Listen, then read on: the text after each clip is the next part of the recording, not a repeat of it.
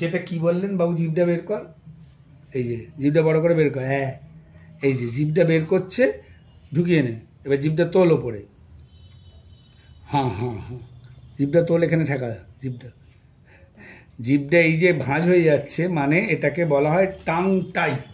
Tongue মানে জিভ, টাই মানে বাঁধা।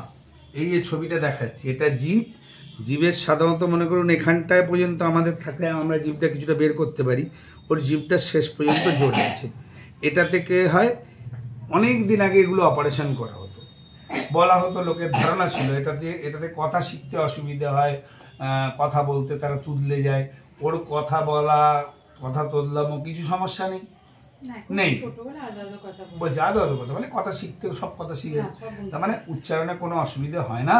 যেটা হয় আমি বারবার বলেছি, এককালে এগুলোকে অপারেশন করা হতো, টাং টাইয়ে এখন অপারেশন করে না। অনেকের দাঁতের ফাঁকে না খাবার থেকে জিভে করে আমরা পরিষ্কার করে নিই, সেইটা একটু অসুবিধে। আমি ওই জন্য বললাম ভালো করে ব্রাশ করাবেন, খাবার পর শোয়াবার আগে ব্রাশ করাবেন।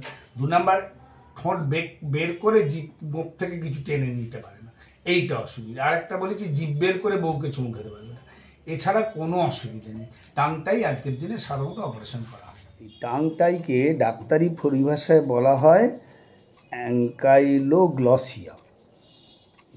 এই যে জীবের এইটাকে থাকে টাং ফ্রেনুলাম বলে, ফ্রেনাম। এই যে অপারেশনটাকে বলা হয় এটাকে বলে ফ্রেনোটমি।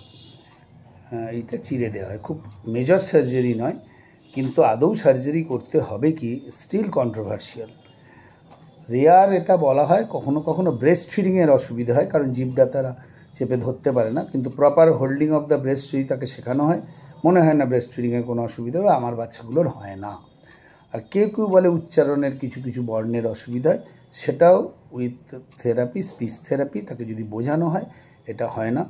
সাধারণত আজকের দিনে ফ্রেনোটমি করা হয় না, টাংটাইয়ের অপারেশন করা হয় না, মেজর কোনো সার্জারি নয়, মেজর কোনো প্রবলেম হয় না।